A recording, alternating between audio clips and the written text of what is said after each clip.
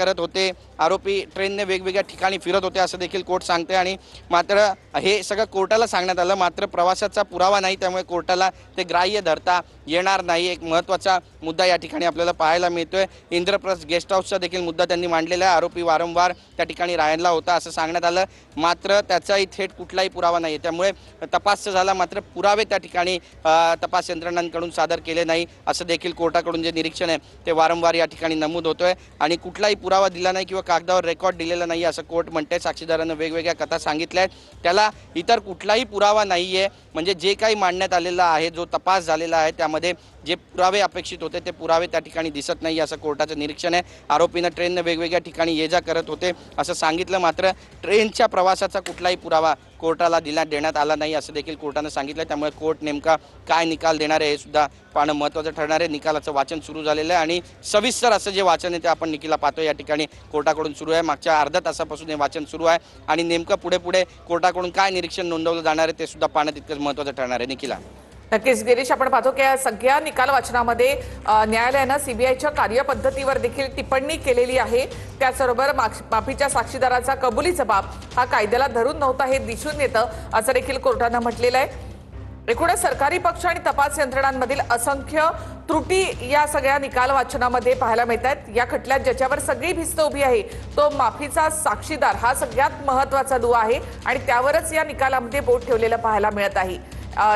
कोर्टाकडनं सध्या निकालाचं वाचन या ठिकाणी केलं जाते। जवळपास पाऊण तास झालेला आहे कोर्टाकडनं या निकालाचं वाचन केलं जात आहे।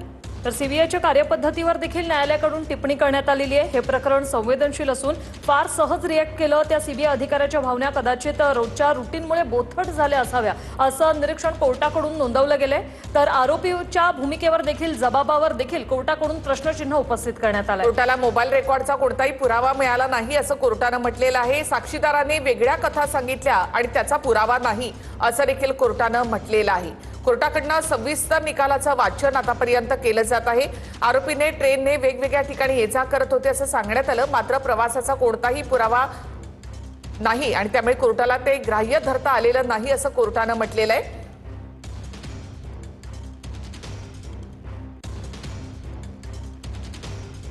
निकालाचं वाचन करताना माजी पोलीस आयुक्त राकेश मारिया यांचं देखील नाव कोर्टानं या ठिकाणी घेतलेलं आहे।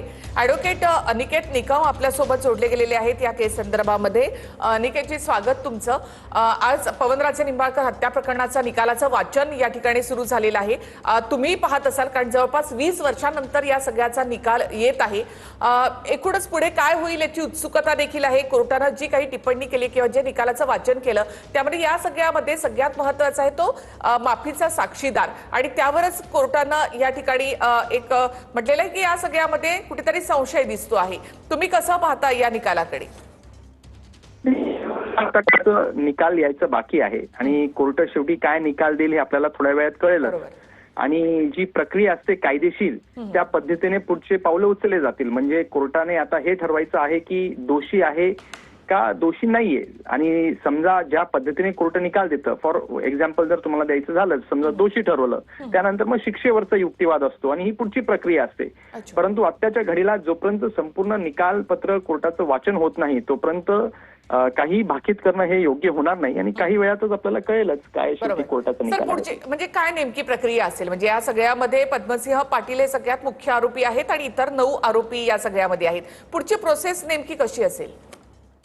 कोर्टात काय निकाल देतात त्याच्यावरती अवलंबून आहे। जर कोर्टाने त्यांना दोषी ठरवलं तर शिक्षेवरती युक्तिवाद केला जातो की त्यानंतर सरकारी ते शिक्षेवरती युक्तिवाद करतील, त्यासाठी वकील वेळ मागू शकतात आणि शिक्षेच्या युक्तीवर देखील घेतले जातात की अमुक अमुक शिक्षा का व्हावी आणि बचाव पक्षाच्या वकिलांना देखील त्या ठिकाणी संधी मिळते आणि त्यानंतर मग शिक्षा काय द्यावी हे पुन्हा न्यायाधीश साहेब ठरवत असतात। ही पुढची प्रक्रिया झाली आणि मग शिक्षेवरती युक्तिवाद झाल्यानंतर न्यायाधीश साहेब ठरवतील की शिक्षा काय स्वरूपाची असली पाहिजे, किती असली पाहिजे।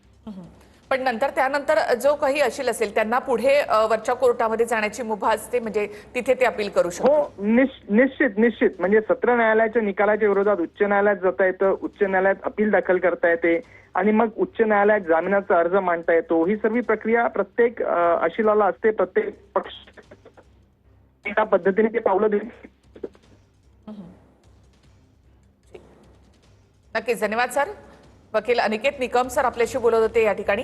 तर एकूण कायदेशीर प्रक्रिया त्यांनी या ठिकाणी सांगितलेली आहे की आता निकाल वाचन हे कोर्टाकडनं केलं जातं. जो काही निकाल दिला जाईल त्यानंतर कोर्टाकडनं जर दोषी ठरवले गेले तर मग त्यावर शिक्षेवर प्रक्रिया जी आहे शिक्षेवर पुन्हा युक्तिवाद या ठिकाणी होणार आहे आणि त्यानंतर कोर्ट शिक्षा सुनावणार. ही एकूणच ही प्रक्रिया यामध्ये आहे. पुन्हा एकदा थेट जाऊयात कोर्टाच्या बाहेर आमचे प्रतिनिधी गिरीश गायकवाड यांच्याकडे.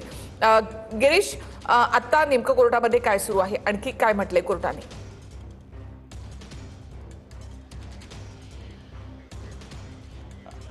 नक्कीच निकालाचं वाचन सुरू आहे आणि जे साक्षीदार आहेत त्यांच्याबद्दल कोर्टानं अत्यंत महत्त्वाच्या अशा गंभीर स्वरूपाच्या ज्या टिप्पणी आहेत ते सुद्धा केलेल्या आपलं निरीक्षण नोंदवलं आहे आणि साक्षीदारांची आर्थिक गरज आणि विवंचना या संपूर्ण प्रकरणामध्ये सिद्ध होत नाही असं कोर्टाचं म्हणणं आहे. सगळ्यात महत्त्वाचं या प्रकरणात तपासादरम्यान कुणाचाही फोन जप्त करण्यात आला नाही हे देखील निरीक्षण यामध्ये नोंदवण्यात आलेलं आहे आणि कोणतेही CDR मागवण्यात आले नाही. तर एकंदरीतच तपास यंत्रणेने ज्या पद्धतीनं तपास केलेला आहे, CBIनं ज्या पद्धतीनं तपास केलेला आहे त्या तपासावरच प्रश्नचिन्ह कोर्टाकडून या ठिकाणी उपस्थित केले जातात. आरोपींना अटक करताना त्यांच्या खिशात नेमकं काय होतं हे देखील सांगितलं नाही, याची साधी नोंद घेतली नाही असं निरीक्षण कोर्टाकडून नोंदवण्यात आलं आहे. पोलीस अधिकारी आणि एकूणच प्रक्रियेवर कोर्टाने ही टिप्पणी केलेली आहे आणि मोबाईल जप्त होणं अपेक्षित होतं पण तपास अधिकाऱ्यांनी त्याकडे लक्ष दिलं नाही असं सुद्धा कोर्टानं आपलं म्हणणं मांडलेलं आहे आणि न्यायालयाला मोबाईल रेकॉर्डचा पुरावा या ठिकाणी देण्यात आला नाही. साक्षीदारांना वेगवेगळ्या कथा सांगितल्या आहेत मात्र त्याला इतर कुठलाही पुरावा आहे असं दिसत नाही असं सुद्धा कोर्टानं म्हटलेलं आहे. इंद्रप्रस्थ गेस्ट हाऊस संदर्भात देखील त्यांनी आपलं भाष्य केलेलं आहे. वारंवार आरोपी त्या ठिकाणी राहिले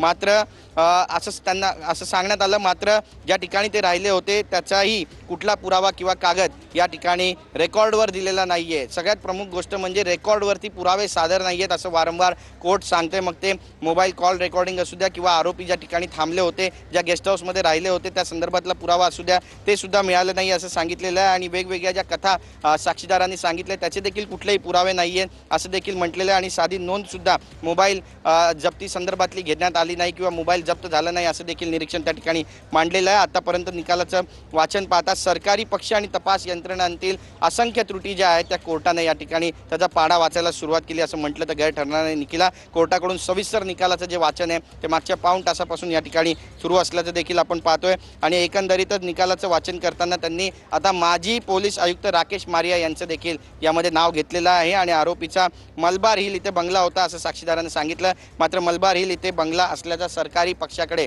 कुठलाही पुरावा नाही आहे असं देखील त्यांनी यामध्ये नमूद केलेलं आहे आणि साक्षीदार जे आहेत ते या ठिकाणी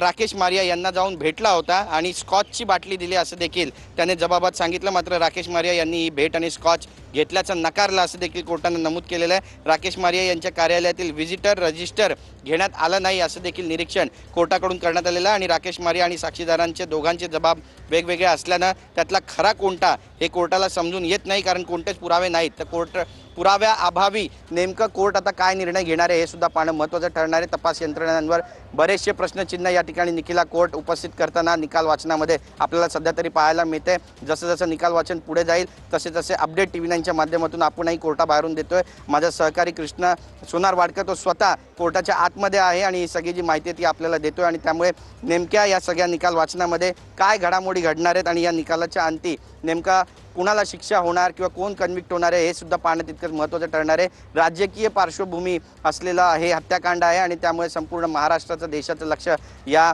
पवनराजे निंबाळकर हत्याकांडावर आहे. ओमराजे त्यांचे सुपुत्र आहेत जे खासदार आहेत आणि नुकतेच शिवसेनेतून आणि आतापर्यंत सुनावणीमध्ये काय काय झालेलं आहे ते आपण पाहूया. कोर्टाच्या निकाल वाचनामधले मुद्दे आपण हायलाइट्स या ठिकाणी पाहूयात. आरोपीच्या अर्जामधून मनात ईर्ष्या दिसत होती असं कोर्टानं म्हटलेलं आहे. तर माफीचा साक्षीदार कुठेही पलटतो असं निदर्शनास आल्याचं कोर्टाचं म्हणणं आहे. तर माफीच्या साक्षीदाराने कोर्टामध्ये काही अर्ज दिलेले आहेत असंही कोर्टानं म्हटलं.